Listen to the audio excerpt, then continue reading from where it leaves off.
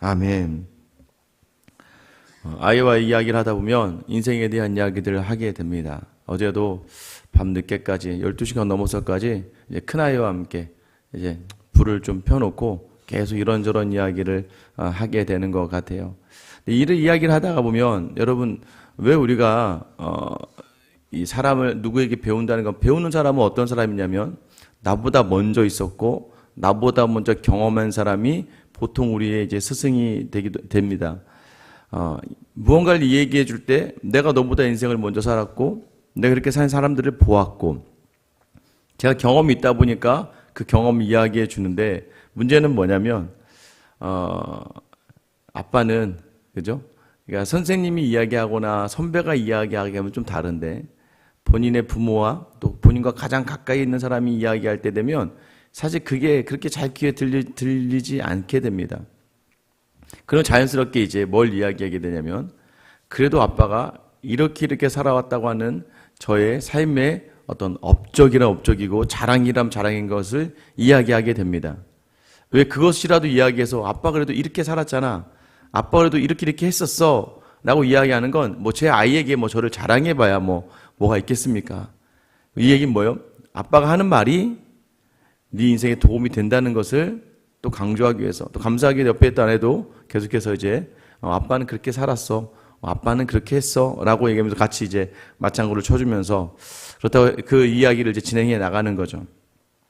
왜 우리가 누구에게, 어른들에게 배우게 되는 겁니까? 경험의 필수 조건이 뭐냐면 먼저 있어야 되는 거죠. 선제성이라고 이야기합니다. 오늘 우리가 다루는 부분이 지혜의 선제성, 지혜가 먼저 있었다라는 것을 이야기하는 거예요. 왜 이야기를 할까요? 어제 여러분이 말씀을 나누었겠지만 사랑한 자는 사랑을 받을 것이고 나를 간절히 찾는 자가 나를 만나게 될 것이다. 지혜가 사람인 것처럼 이야기를 해요. 나를 찾으면, 나를 사랑하면 나의 사랑을 받을 것이다. 그러니까 지혜를 사랑하면, 말씀을 사랑하면, 예수님을 사랑하면 예수님의 사랑을 더 받을 것이다. 나를 간절히 찾으면, 여기서 간절이라는 단어가 뭐라고 어제 들으셨습니까? 여기서 간절이라는 단어는 막 부르짖고 막 소리내고 막 도와주세요라고 막 이렇게 하는 간절이가 아니에요. 거기서 사용하는 간절이라는 단어는 부지런히 성실하게, 그러니까 네가 성실하게 나를 찾으면 나를 만나게 될 것이다. 그래서 여러분 아셔야 됩니다. 이 새벽 기도를 왜 나오느냐? 새벽 기도 나오는 가장 큰 이유는 너무 바빠서 나오는 거예요.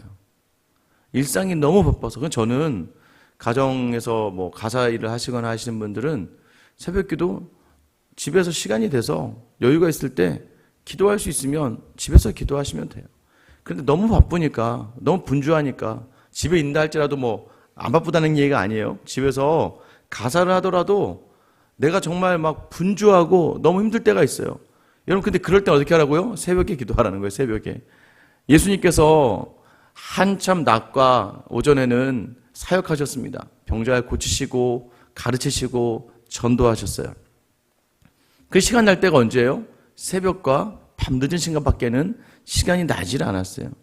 그래서 기도하는 이 자리는 어떤 자리예요? 찾는 자리죠. 이게 바로 간절히 찾는다는 의미예요.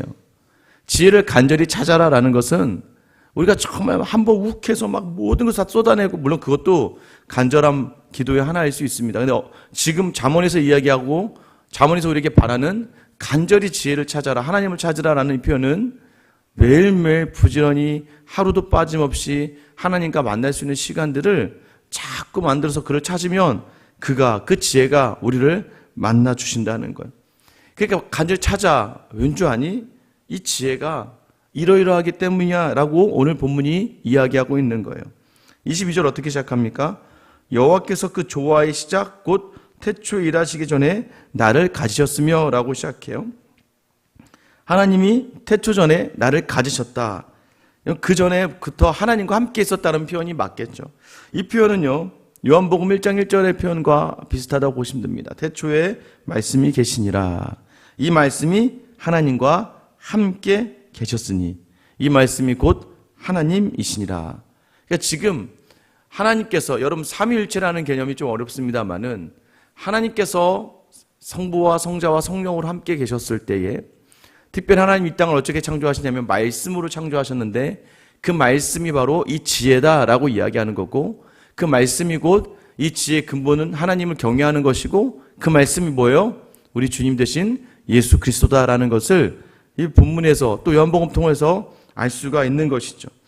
23절부터 26절까지 보면 만세 전부터 태초부터 땅이 생기기 전부터 내가 세움을 받았다. 아직 바다가 생기지 아니하였고 큰 샘들이 있기 전에 내가 이미 났으며 산이 세워지기 전에 언덕이 생기기 전에 내가 이미 났으니 하나님이 아직 땅도 들도 세상 진토의 근원도 짓지 아니하셨을 때에라. 그러니까 처음부터 내가 있었다라고 이야기하는 거죠. 있었다. 근데 가끔 가다가 여기서 이제 세움을 받았나니 이러면 또 하나님이 마치 예수님을 만들어낸 것처럼 생각하면 그게 아니라 선제되어져 있었고 이 말씀이 하는 일이 세상을 창조하는 일에 관여했다는 것을 이야기하는 것이죠. 27절에 보면 그가 하늘을 지으시며 궁창을 해면에 두르실 때 내가 거기 있었고 쭉 계속해서 거기 있었다. 태초전에 내가 거기 있었고 모든 것이 있을 때 내가 거기 있었다. 30절 보세요. 내가 그 곁에 있어서 뭐가 되어? 창조자가 되어 날마다 그의 기뻐하신 바가 되었으며 항상 그 앞에서 즐거워하였으며 사람이 거처할 땅에서 즐거워하며 인자들을 기뻐하였느니라. 이 말이 무엇입니까? 창조자가, 내가 그의 곁에 있어서 창조자가 되었다는 거예요. 하나님이 세상을 말씀으로 창조하셨어요. 하나님이 창조하셨어요. 그러나 말씀이 창조하게 한 거예요. 말씀으로 창조하셨어요. 결국 이 말씀 되신 예수 그리스도 오늘 본문에선 지혜라고 이야기하는 거죠. 결국 지혜가 곧 하나님이시고 하나님의 창조의 시작이고 또 하나님과 함께 창조한 것이 되었다는 거예요. 그 근본이 뭐예요? 이 성자의 기본적인 목적이 있습니다. 하나님이 정하신 계획과 하나님 정하신 뜻을 이루시는 그 일들을 감당해내는 거예요. 태초전에는 말씀으로 세상을 창조하면서 말씀이 되어 창조하면서 하나님을 기뻐하고 즐겁게 했다는 거예요. 여러분, 인간의 목적이 무엇이에요? 그를 기뻐하고 그를 영화롭게 하는 것. 하나님을 기뻐하고 하나님을 영화롭게 하는 것이 우리 인간의 목적이에요. 근데 그것을 먼저 누가 하셨다? 말씀이 하셨다. 여러분, 그 말씀 대신 예수 그리스도께서 자기 몸을 내어서 십자가에 달려 죽으시는 것을 통하여 또 하나님의 뜻과 계획을 이루시는 거예요. 그러니까 이 말씀은 늘 하나님의 계획을 이루어가는 이 지혜라는 것은 곧 하나님이 하나님 되심을 온전히 인정할 수 있는 삶을 살아가게끔 우리를 붙들고 인도한다는 것이죠. 그 지혜가 한 일이 31절에 보면 사람이 거처할 땅에서 즐거워하였다라는 거예요. 우리가 거할 땅들을 만들며 즐거워하였다. 더 나아가서 하나님이 사람을 또 말씀으로 지으셨잖아요. 지으신 사람들로 인하여 기뻐하였다. 그러니까 내가 너희의 땅을 정해주고 내가 너희를 지으며 기뻐하였다라고 이야기하는 것이죠. 그러니까 이 말씀이야말로 지혜야말로 하나님을 기쁘시게 하는, 하나님을 영화롭게 하는, 결국 뭐예요? 지혜가 뭐라고 말씀드렸습니까? 여호와를 경외하는 것. 하나님을 온전히 경외하는 그 모든 근본이 지혜에 있고 이 지혜를 붙들며 살아가는 사람이 인간의 목적, 삶의 자리를 놓치지 않는다. 그렇게 자꾸 얘기하는 거예요. 너 이 지혜를 붙들어야 된다. 너 이 말씀을 붙들어야 돼. 너 예수를 붙들어야 돼 라고 지금 이야기하고 있는 거예요. 32절에 보면 아들들아 이제 내게 들으라. 내 도를 지키는 자가 복이 있느니라. 훈계를 들어서 지혜를 얻으라. 그것을 버리지 말라. 다시 이야기하죠. 내게 좀 들어라. 여러분, 이 잠언서에 나타나는 모습을 보면서 여러분 어떤 마음과 어떤 생각을 가지세요? 지혜를 가져야 된다. 말씀대로 살아라가 아니에요. 제발 좀 이 말씀대로 살아봐라. 제발 좀 이 지혜를 붙들고 한번 살아봐라. 내 도를 지켜봐라. 복 주나 안 주나. 여러분, 예수 잘 믿으면 복 주십니까? 안 주십니까? 복 주세요. 예수 제대로 믿어야죠. 그러니까 잘 믿는다는 표현보다는 예수를 제대로 믿어야죠. 하나님을 제대로 믿어보세요. 여러분, 하나님을 제대로 믿으면요 잘 살아요. 왜 잘 사는지 성실하고 근면하고 욕심을 내지 않고 모든 것에 감사하고, 그러니까 건강과 부가 따를 수밖에 없어요. 물론 하나님이 때로는 특별하게 주시는 그런 사명 때문에 고난과 아픔의 자리에 있을 수 있어요. 그러나 여러분, 예수를 잘 믿는다는 건 복을 받을 수밖에 없습니다. 세상적으로도. 그러나 하물며 하나님께서 오늘 주시는 말씀을 한번 붙들어 봐라. 어떤 복이 있는지. 어떤 복입니까? 그 지혜가 창세 전부터 지금까지의 모든 것을 다 알고 있잖아요. 여러분 그거 아세요? 오늘 너무 힘들어. 여러분 직장 너무 힘들어요. 그런데 여러분 직장 생활 왜 하세요? 왜 버티세요? 월급날이 다가오는 걸 알기 때문이에요. 뭔가 내게 주어질 상급이 있다는 걸 알기 때문에 오늘이 힘들다는 걸 알면서도 버텨내고 감당할 수 있어요.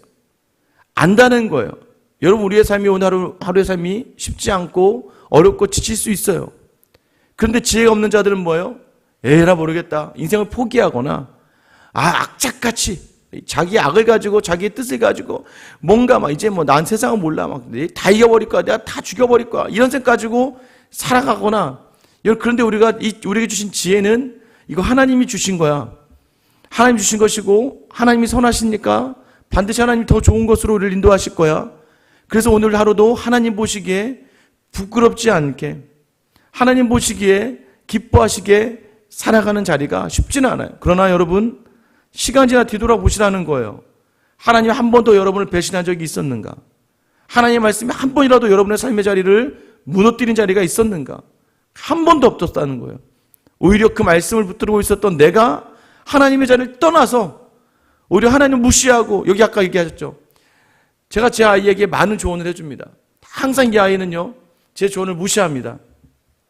근데 이 아이는요 자기 선배 또는 자기 알고 있는 선생님 그 선배와 그 선생님이 제 제자의 나이 또래고 제게 배우는 사람들인데도 불구하고 다른 누군가 그런 얘기 해주면 마치 모든 유레카 뭔가를 깨닫고 온 것처럼 얘기를 해요. 아빠 누가 이렇게 했는데 이럴 때 이게 맞나 봐. 그럼 제가 항상 뭐라고 얘기할까요? 아빠 얘기했잖아. 아빠가 얘기한 거야 그거. 예전에 한 거야. 여러분 근데 이 아이는 왜 이 얘기를 듣지 못해요? 아빠는 만만해요. 아빠의 존재가 우리 아빠 이런 게 아니에요. 여러분 가까이 있다 보면 익숙해지다 보면 너무 편해지다 보면 여러분 그래서 이 말씀이요 믿지 않는 사람들한테 가서 지혜를 구해라 지혜 안에 거라라고 얘기하는 게 아니에요. 하나님의 백성된 이스라엘 말씀의 백성인 이스라엘 백성이 이야기하는 것은 무엇을 의미하는 건가요? 여러분에게 이야기하는 거예요. 너는 그렇게 나를 믿는다고 이야기하면서 너는 그렇게 나를 안다고 이야기하면서 정말 나를 알고 있니? 정말 너의 삶에 관여하는 나의 능력과 나의 모든 그런 힘을 알고 있니? 지혜를 좀 붙들어 봐봐. 내 말씀을 좀 들어봐봐. 오늘 하루 말씀을 붙들면 지는 것 같아요. 왜 지죠? 항상 포기하고 내려놓고 날 희생하라고 이야기하니까 맨날 나만 내려놓으래. 맨날 나만 포기하래. 맨날 오늘도 내가 웃어야 되고 내가 오늘도 너무나 힘든데도 내가 발걸음해야 되고 내가 싫은데도 하라는 거예요.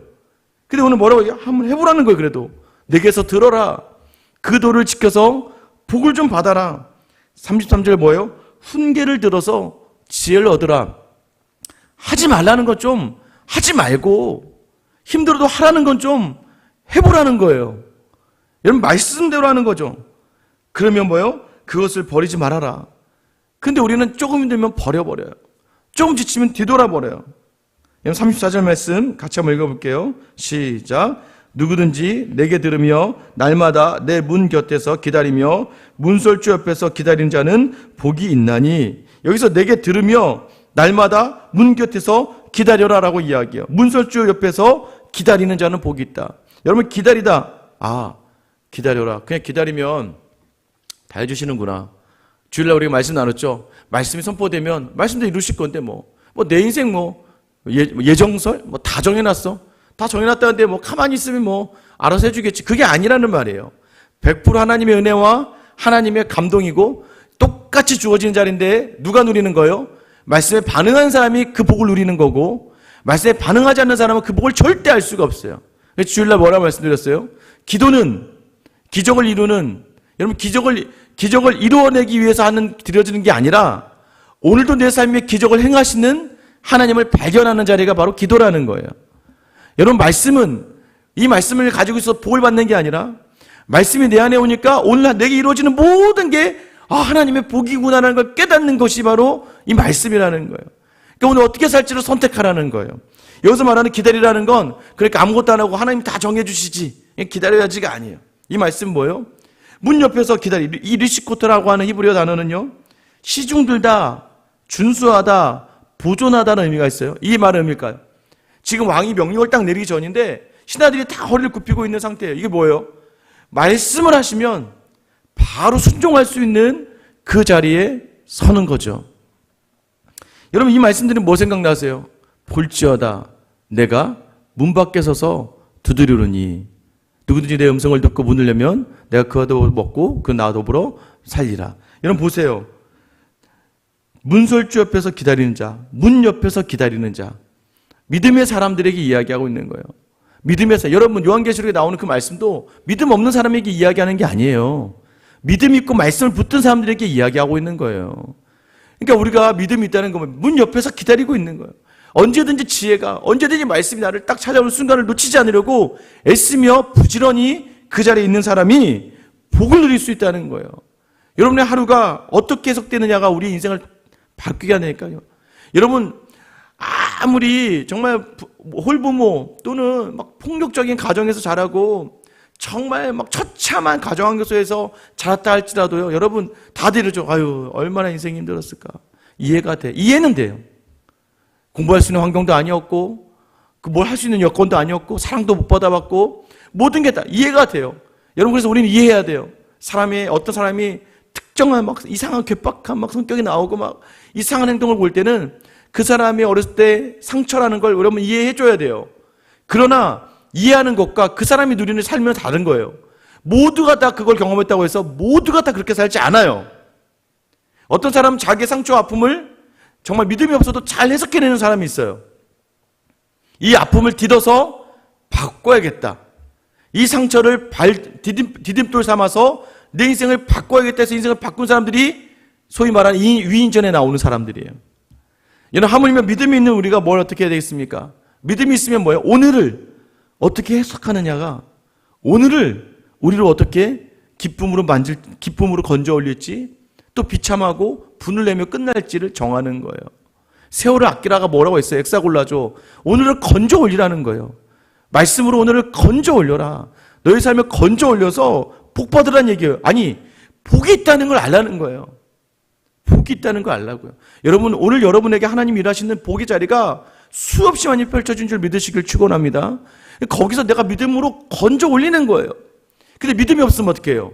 세상의 기준으로 보니까 자꾸 모든 자리에서 다 무너지게 되어 있는 건 아니겠어요? 아이에게도 얘기해주다 이런 얘기를 한 것 같아요. 아이가 아빠 나도 이렇게 한번 해보면 안 될까? 아빠 나도 이렇게 한번 이렇게 해보고 싶어. 나도 저걸 가지고 싶고 저기 있고 싶어. 그래서 제가 그 얘기했습니다. 현서야 사람이 말이야 제일 미련한 사람이 지금 내게 없는 것에 대해서 집중하는 사람. 그러니까 어떤 아이 친척 집 보면서 우리도 저랬으면 좋겠어 라고 하는데 그 집 아이들은요 우리 집을 보면서 부러워하거든요. 현서야 그러지 않아. 그 아이들도 우리 집을 보면서 부러워하는 게 참 많아. 그 얘기 뭐예요? 우리에게 없는 걸 보면서 부러워하고 그러나 그 집도 그들에게 없는 걸 보면서 부러워하거든요. 이 얘기는 뭐냐면 내게 있는 걸로만 잘 봐봐. 너 봐봐. 너에게 있어서 가지고 있는 것들에 집중해봐. 가지고 있는 거 얼마나 많아. 끝까지 여기서 첫 번째는 끝까지 너와 함께할 부모가 여기 있잖아. 엄마 아빠가 네가 무엇을 못하더라도 항상 내가 너의 편이 되어줄 거고 네가 항상 넘어지고 쓰러진다 할지라도 언제든 엄마 아빠는 널 받아주고 널 이해해줄 준비가 돼 있고 네가 언제든지 엄마 아빠에게 도와달라고 한다면 엄마 아빠는 언제든지 널 도와줄 수가 있어. 봐봐. 엄마 아빠가 있잖아. 그럼 봐봐. 가족이라는 게 있고 네가 없는 것도 많겠지만 다른 집에 비해서 없는 것도 많겠지만 다른 집에 비해서 있는 것이 너무 많아. 그 지혜로운 사람은 오늘 내게 주어진 것을 발견해내는 사람이야. 여러분 어떻습니까? 오늘 여러분이 무너지고 넘어질 때마다 늘 여러분의 기도와 간구를 듣고 응답하실 주님이 여러분 옆에 계시고 항상 여러분 옆에서 문을 두드릴 수 있는 준비로 여러분 옆에 서 계신 우리 주님이 항상 계시고 우리가 설령 말씀대로 살지 못하고 무너진다 할지라도 때로 하나님 멀리한다 할지라도 항상 우리 곁에 서서 우리를 부르시는 주님이 우리 안에 계시잖아요. 이 음성과 이 지혜에 이 말씀에 반응할 기다림이 내게 있는가? 오늘 35절 36절입니다. 대저 나를 얻는 자는 생명을 얻고 여호와께 은총을 얻을 것임이니라. 그러나 나를 잃는 자는 자기의 영혼을 해하는 자라. 나를 미워하는 자는 사망을 사랑하느니라. 보세요. 나를 얻으면 생명을 얻는 거야. 예수를 담으면 지혜를 담으면 말씀을 담으면 오늘 살만 나는 거예요. 그래도 주님이 우리에게 계시지. 주님이 함께 하시지. 그러나 주님을 잃어버리면 어떻게 되는 거예요? 자기 영혼을 해하게 되고 자기를 미워하는 자가 되어 사망을 사랑하는 사람이 되어버리고 만다는 거예요. 오늘도 부디 여러분의 하루가 두 가지예요. 이미 하나님은 복을 주셨어요. 이것을 누릴 수 있느냐 누리지 못하느냐는 오늘 내가 이 말씀 지혜를 얻어 반응하느냐 반응하지 못하느냐, 지혜를 얻느냐 얻지 못하느냐에 따라 달려있는 거예요. 부디 여러분 오늘 이 시간 기도하실 때 이 새벽에 나온 여러분이 날마다 나오시고 날마다 옆에서 들으며 기다리는 사람, 하나님 오늘 제가 기다립니다. 오늘 어느 순간에 주의 마음을 주셔서 음성을 주셔서 그 순간 내가 생명을 건져 올리는 이 하루가 되게 해달라고, 그래서 오늘 이 하루의 모든 자리마다 생명과 복을 누리는 저와 여러분 되시길 예수님의 이름으로 축원합니다. 기도하겠습니다. 사랑의 하나님, 우리를 살리는 것이 말씀입니다. 이 말씀을 놓치지 않으며 오늘의 삶의 자리를 생명으로, 기쁨으로, 유익으로 건져 올리는 우리 모든 성도들 다 되게 하여 주시옵소서. 이 말씀을 놓쳐서 사망을 경험하는 자리가 아니라 이 말씀이 전능하시고 이미 계신 하나님이시고 예수님이시라는 걸 기억하며 이 지혜의 말씀을 매일 옆에서 들으며 기다리며 반응하며 나아가 하나님이 허락하시는 천국을 오늘 마음껏 누리는 저 우리 모든 성도들의 하루가 되게 하여 주시옵소서. 오늘 그 기다림의 자리를 감당하게 하실 언제나 하나님께 기쁨과 즐거움이 되시고 오늘도 말씀이 되어 우리 안에 거하시길 원하시는 살아계신 우리 주 예수 그리스도의 이름 받들어 기도드립니다. 아멘.